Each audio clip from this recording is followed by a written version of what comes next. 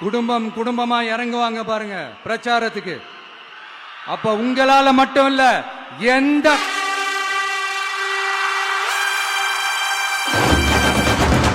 யாராலையும் தடுக்க முடியாது. சிஎம் சாரோட மனநிலை இப்ப எப்படி இருக்கும் தெரியுமா? ஏற்கனவே கட்சிக்காரங்க தொல்லை தாங்க முடியல, தூங்க விட மாட்டேங்க. இந்த விஷயம் வந்து தூங்க விட மாட்டான். நம்ம பாட்டுக்கு ஹைவேல சைக்கிள்ல சோலாவா போலான்னு நினைச்சோம். இவன் நாடானா மக்கள் சக்தியோட வந்துட்டு இருக்கான். இவன் தான் கேள்வி கேட்கறான்னு பார்த்தா மக்களையும் கேள்வி கேட்க வைக்கிறான். 1000 ரூபாய் கொடுத்துட்டு இருந்தோம், 5000 ரூபாய் கொடுத்து ஏமாத்தலான்னு பார்த்தா அதையும் கேள்வி கேட்க வைக்கிறான். விசில் சத்தம் வேற விண்ண முட்டுது. கூட்டணி கட்சிகள் தொல்லை வேற தாங்க முடியல. இவன் பண்ற பிரச்சாரத்தையாத்த முடக்கலான்னு பார்த்தா அப்பவும் மக்கள் அவன் பின்னாடி தான் நிக்கிறாங்க.